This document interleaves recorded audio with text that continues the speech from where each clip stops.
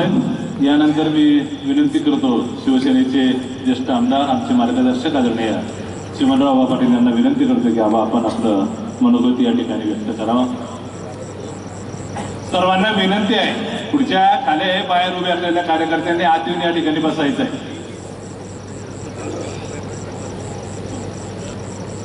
व्यासपीठावर उपस्थित आपल्या जिल्ह्याचे मंत्री, महाराष्ट्राचे नेते आदरणीय गिरीश भाऊ, आदरणीय पाणी पुरवठा मंत्री गुलाबराव भाऊ, व्यासपीठावर उपस्थित सर्व सन्माननीय आमदार, खासदार, माजी आमदार, माजी खासदार, आपला उमेदवार गीताताई आणि उपस्थित मित्रांनो, येत्या 13 तारखेला आपल्याला एक अतिशय महत्त्वपूर्ण असा निर्णय घ्यायचा आहे आणि तो निर्णय म्हणजे या महान परंपरा असलेल्या देशाच्या, या महान परंपरा असलेला इतिहास ज्या राष्ट्राला आहे त्या राज्याचा नेता कोणाला करा।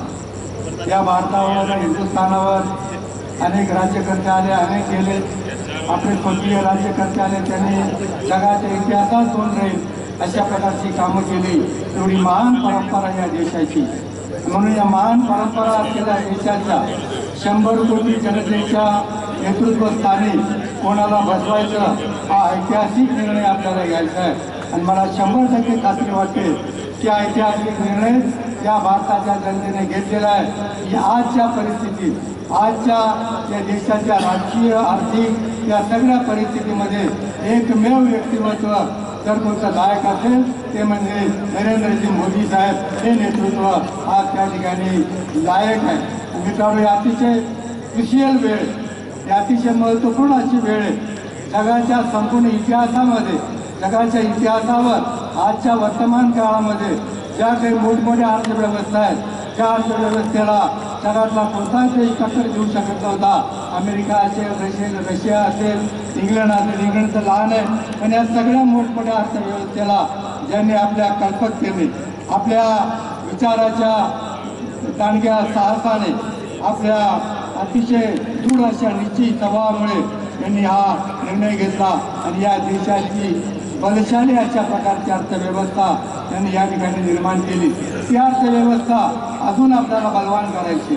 आज भारताच्या अर्थव्यवस्थेने जगामध्ये झेप घेण्याचा प्रयत्न केलेला आहे, त्यांनी ही झेप खूप वर जावी आणि या अर्थव्यवस्थेच्या झेपीमध्ये जर कोणाला सहभागी करायचा असेल तर शेतकरी, अजून ज्या काही व्यवस्था, ज्या काही योजना शेतकऱ्यांच्या घरापर्यंत आपण देऊ शकलो नाही अशा योजना सौर ऊर्जेच्या माध्यमातून, इतर गोष्टीच्या माध्यमातून आपल्याला करायचं आहे। आणि हा निर्णय घेण्याची निर्णय शक्ती आणि हा निर्णय घेण्याची दूरदृष्टी, या देशाच्या माणसाला काय लागणार आहे, या देशाला काय लागणार आहे, या देशाचे उज्ज्वल भवितव्य ठरवताना मला काय करावं लागणार आहे, याचा 24 तास ध्यान घेणारं नेतृत्व म्हणजे मोदी साहेब आहेत। असे नेतृत्व आपल्याला लाभलं हे भारताच्या मागच्या पिढीचं पुण्य मित्रांनो।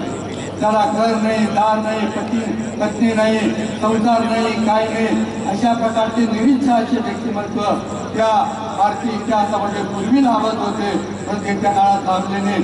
तुमचं माझं भाग्य मोदी साहेबांसारखं नेतृत्व आपल्याला पाहायला मिळतंय। त्यांच्या नेतृत्वाखाली काम करण्याची छोटीशी का असेना आपल्याला संधी मिळते। आज त्या संधीचं सोनं करूया।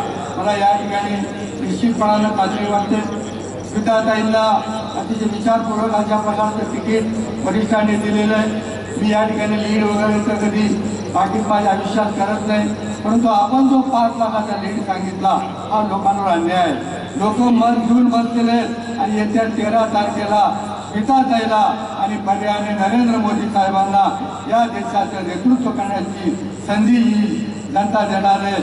आणि 5 लाख नाही, आपण तर असा संकल्प करूया, पूर्ण भारतामध्ये सगळ्यात जास्त मताधिक्य जळगाव लोकसभा मतदारसंघातून राहील। हे अतिशयोक्ती मी या ठिकाणी बोलत नाही, अतिशयोक्ती त्या ठिकाणी भाग नाही। जे मला गेल्या 40-45 वर्षाच्या राजकारणावरून जे मला थोडंफार समजले त्याच्यावरून का तो लीड आपल्याला मोजता येणार नाही, इतका लीड या ठिकाणी लाभलेला आहे। सगळ्या गोष्टी एकत्र जुळून आलेल्या आहेत। भारताचं नेतृत्व, जिल्ह्याचं नेतृत्व करणारी मंडळी, त्यांना साथ देणारे आमदार, खासदार, ही सगळी एक प्रकारची जी भट्टी आहे ती भट्टी जमायला पाहिजे आणि चांगली भट्टी जमली तर काहीही तुम्ही त्याच्यातून घडवू शकतात. तशी परिस्थिती आज जळगाव जिल्ह्यामध्ये झालेली आहे. तुम्हाला मला निश्चितपणानं वाटतं आपला विकास आपल्याला करून घ्यायचा असेल, त्या देशाचा विकास करून घ्यायचा असेल, त्या अर्थव्यवस्थेचे अजून वरती तिचं उड्डाण होऊन जगामध्ये एक अतिशय मजबूत श्रीमंत अशी अर्थव्यवस्था आपली निर्माण होऊ दे, अशा प्रकारचं स्वप्न जर आपल्याला साकार करायचे असतील तर ते स्वप्न साकार करणारं एकमेव व्यक्तिमत्व भारतामध्ये आणि ते म्हणजे मोदी साहेब. अशा मोदी साहेबांना जिथून काही आपल्याला ताकद देता येईल, जिथून काही आपल्याला शक्ती देता येईल, ती शक्ती देण्याचा आपण प्रामाणिकपणे प्रयत्न करूया.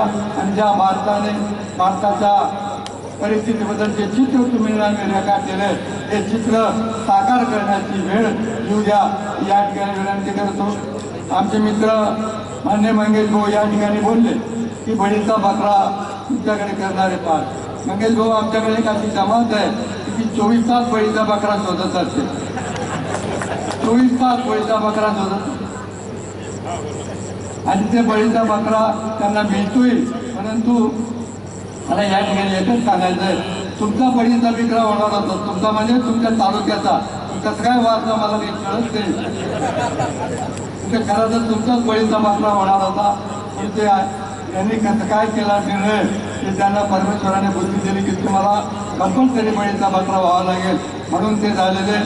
त्यांचा पराभव हा अटळ. तुम्ही भाऊबंदकीच्या या ठिकाणी गोष्टी सांगितल्या, त्या भाऊबंदकीत काय चालतं काय नाही चालत त्या बारक्यावरती जात नाही. परंतु आता त्यांच्या भाऊबंदकीमध्ये असलेलं गाव तर त्यांचं जे मूळ गाव आहे तामसवाडी, या ठिकाणी जनसमुदायाला आश्वासन देतो यावेळेस तामसवाडीला सुद्धा स्मिताताईला लीड असेल की बाई या ठिकाणी त्याचं इतकं चांगलं वातावरण आहे. आणि त्या निमित्ताने तुम्ही फक्त स्मिताताईला आमच्या गावात एक विजिट करायला लावा आणि तुम्ही त्यांच्याबरोबर या, मग बघा आम्ही काय करतो. म्हणून ती चिंता करायचं आपल्याला काही कारण नाही आहे. हे संपलेले लोक आहेत, या संपलेल्या लोकांच्या वर्गाला कोणीही फारशा गांभीर्याने घ्यायच्या नाही. आणि सगळी व्यासपीठावरची बलवान टीम या ठिकाणी जमल्यानंतर मला वाटतं जळगाव लोकसभा मतदारसंघामध्ये कोणत्याही प्रकारची भीती नाही.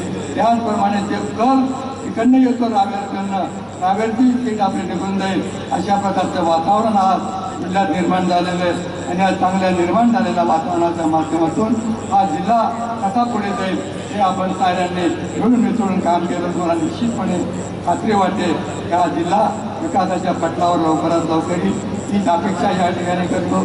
पुनश्च स्मिताताईला या ठिकाणी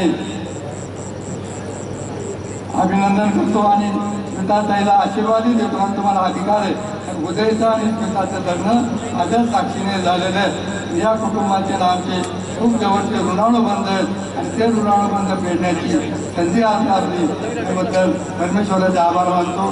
पुनश्च या ठिकाणी आपल्याला सांगतो की लीडची चिंता करू नका, एवढंच या ठिकाणी सांगतो आणि थांबतो. जय हिंद, जय महाराष्ट्र.